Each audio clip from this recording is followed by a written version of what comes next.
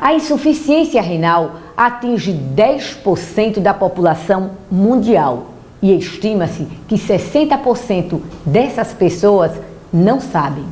É um índice alarmante. Então, quais as causas da insuficiência renal?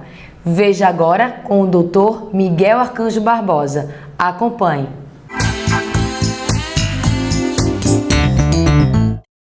Em nosso primeiro café da manhã do ano, vamos falar sobre saúde. O tema é insuficiência renal crônica.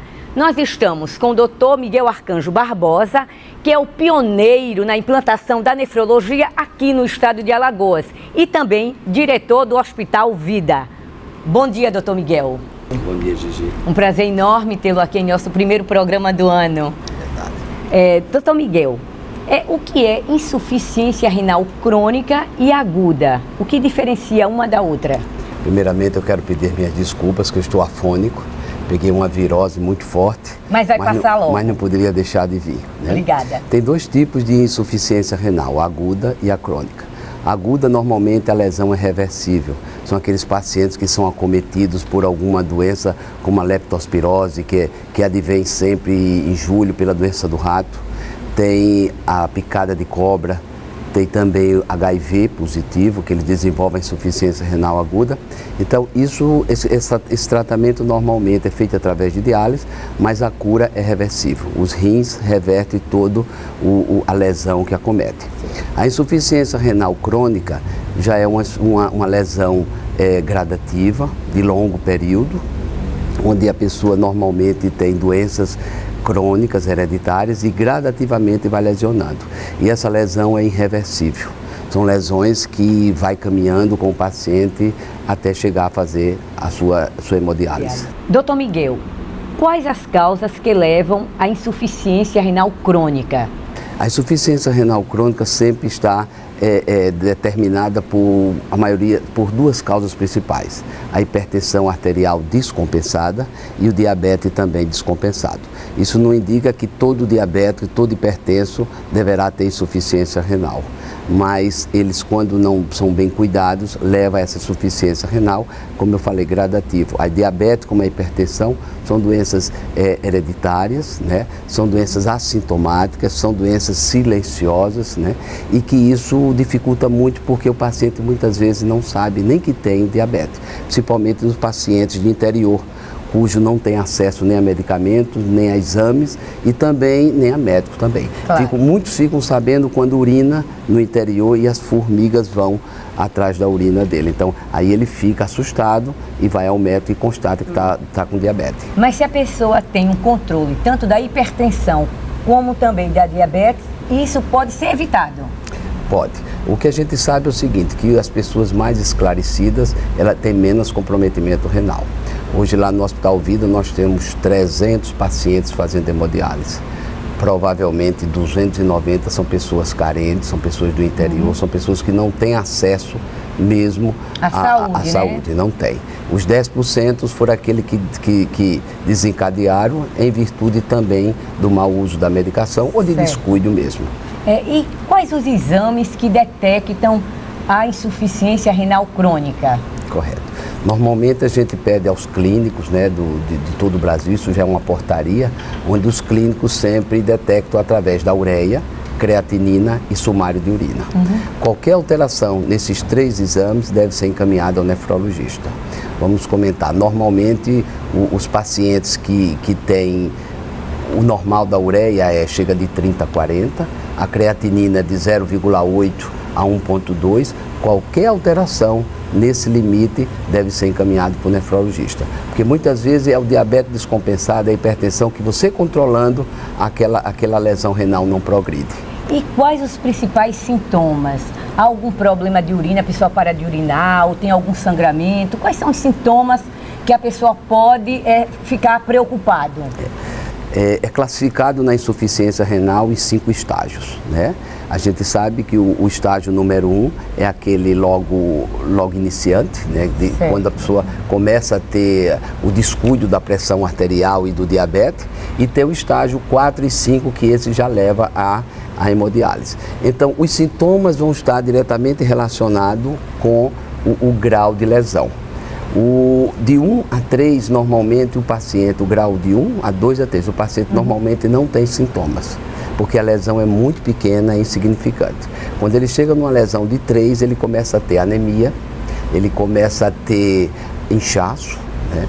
Começa a ter a pressão também aumentando, diminui a diurese, que, né, a eliminação de urina diminui bastante, e aí você vai gradativamente piorando até chegar ao coma urêmico. É aquele paciente que, quando ele fala, ele passa para você um hálito urina. Um hálito, por quê? Qual é a função do rim? É purificar todo o sangue. Se o rim não está funcionando, vai sobrar o quê? As toxinas, ureia, creatinina, potássio, magnésio. Isso tudo, até o pessoal mais leigo diz que a insuficiência renal é a junção da urina com o sangue.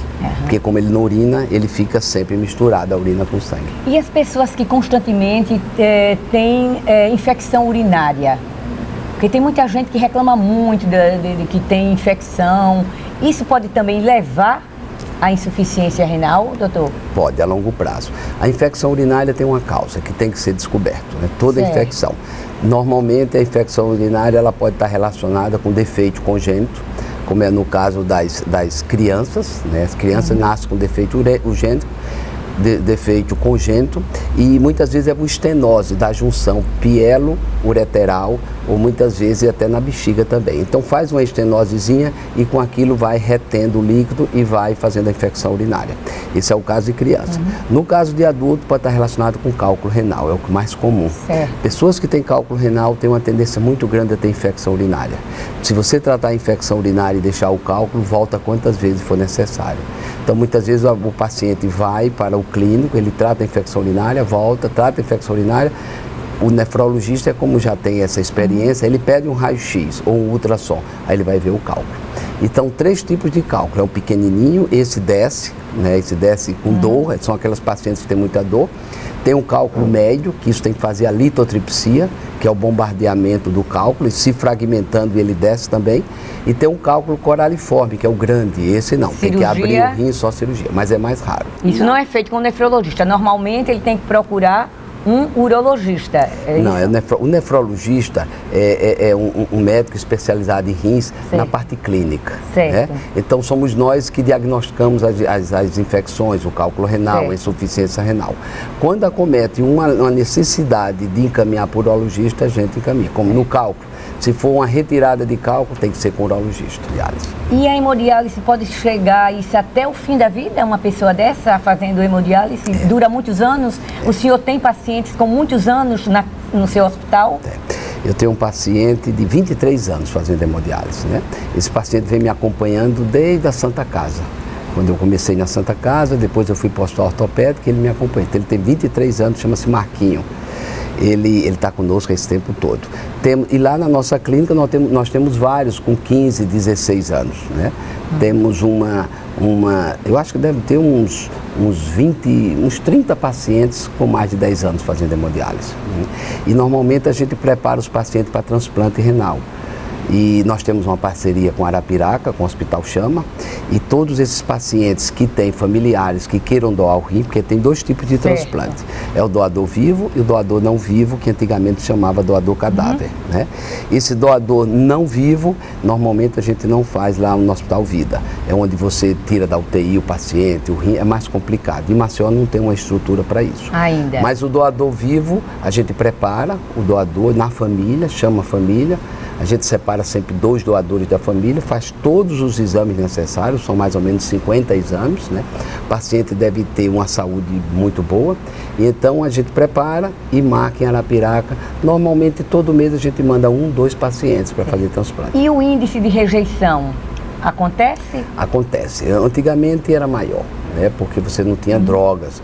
Hoje nós temos drogas muito boas, né? A parte técnica de transplante não tem problema, ainda existe mais o risco da rejeição.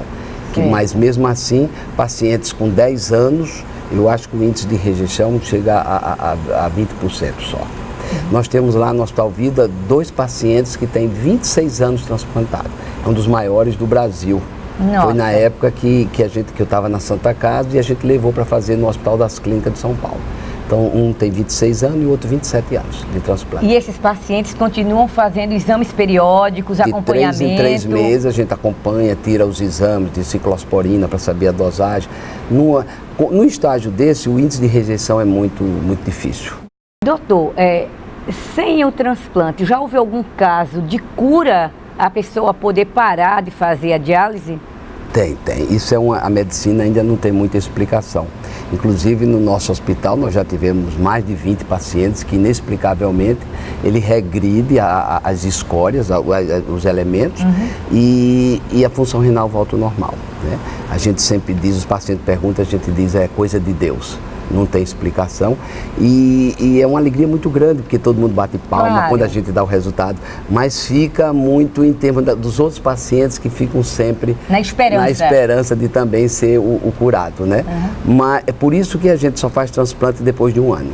É um protocolo mundial, certo, que você muitas vezes a pessoa, eu quero fazer logo o transplante. Não pode, porque pode ter esse tipo de recuperação. Essa recuperação.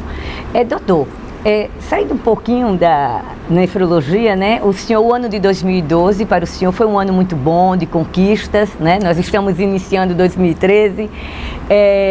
O Hospital Vida, como ele se preparou para receber essas pessoas também? Porque o senhor tem um centro cirúrgico, que a gente pode observar, de grande complexidade para atender também a transplantes. Quando é que isso vai acontecer para começar a atender esses transplantes? A gente tinha antigamente o Cenefron, onde a gente sentiu a necessidade de ampliar. Então, já no Cenefron, a gente ampliou todos os procedimentos de laboratório. Eco, endoscopia, raio-x, então todos esses a gente tinha, faltavam a UTI. Sim. E então, há 1 ano e 6 meses que a gente vem preparando isso. Aí montamos agora uma UTI de 10 leitos, uma UTI muito moderna, muito complexa, né? Com tudo dos aparelhos os mais modernos do Brasil. Aproveitamos também, montamos um centro cirúrgico com 3 salas de cirurgia, sendo 2 para transplante renal e transplante cardíaco. Montamos uma hemodinâmica, também de primeira linha. Essa hemodinâmica vai fazer cateterismo, colocação de stent, marca-passo e também ajudar na cirurgia cardíaca. E trocamos o nosso aparelho de raio-x, que era o convencional, colocamos tudo digital.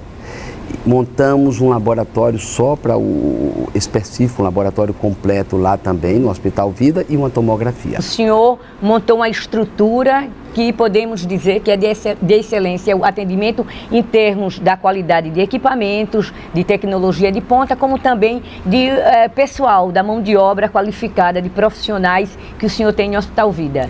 É verdade. Tanto é que a gente até por estar numa área nobre, né? Sim. Ali era muito carente ainda de hospital, assistência hospitalar. Aquela área da Ponta Verde, Jatiuca, você vê que não tem nenhum hospital.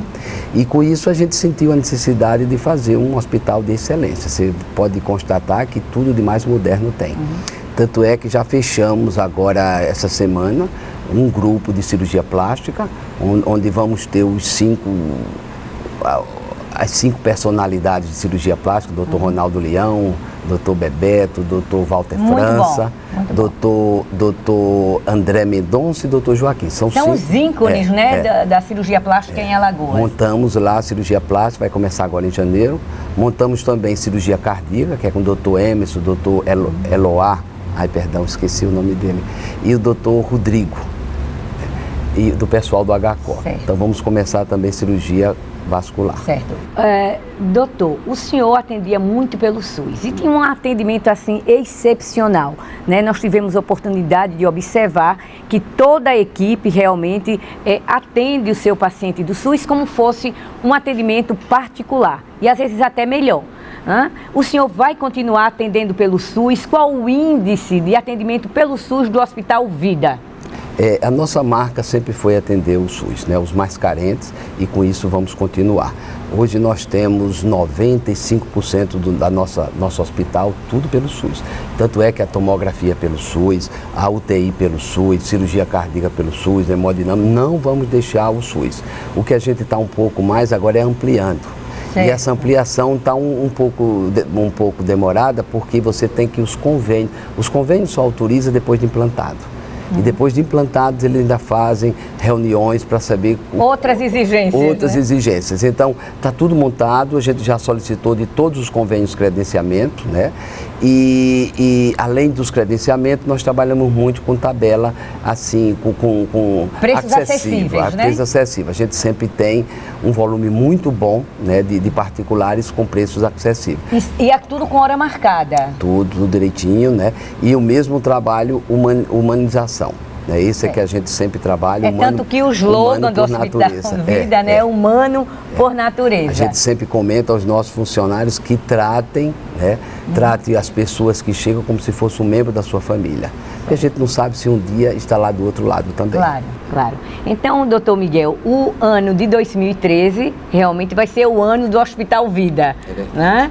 Porque o senhor está concretizando já, formatando várias parcerias para aumentar esse atendimento para a população alagoana, que é tão carente e que a saúde hoje anda na UTI, né? Ela vive na UTI. Então, o senhor realmente é um grande empreendedor, porque fazer um hospital daquele porte não é brincadeira, né? Então, a gente só deseja mais sucesso e queremos parabenizar, né, por esse desprendimento, essa ousadia, né? E também por esse espírito, né, de olhar sempre para o ser humano, se colocando no lado dele e atendendo como o ser humano deve ser atendido, com humanização, com uma qualidade. Muito obrigada, né? Alagoas agradece aqui, o programa, de uma certa forma, está representando aqui os alagoanos. Queria só acrescentar que eu esqueci, que a partir de março a gente está preparando a emergência cardiológica. Muito bom. Porque a gente está centralizando muito essa parte de nefrologia e cardiologia lá. Certo. E doutor, tem um detalhe importante, a questão de urgência e emergência, porque quando a gente tem algum problema aqui embaixo na Ponta Verde, né, é um problema, porque tudo é no farol, não? Na gruta. É verdade. E nessa parte nós temos aqui o quê? O HCO que fica lá na gruta. Sim, né? Muito bom, mas lá em cima. É por isso que nós estamos em reunião com o nosso cardiologista, nós temos já 10 cardiologistas e a gente está montando a emergência cardiológica. Estamos preparando a área física, mas eu acredito que aquela área dali vai suprir com bom atendimento. O senhor tem mais ou menos uma previsão de quando isso pode iniciar? Uma previsão. Eu estou querendo para março, mas você sabe que construção civil é difícil, né? Você prevê, mas é março. E aqui em Alagoas é pior, né? Por causa da mão de obra. As dificuldades são muito grandes, os obstáculos muito grandes. Claro. Até para você conseguir o credenciamento é muito difícil. Né? Mas o senhor já venceu tantos obstáculos que esse... A vida toda.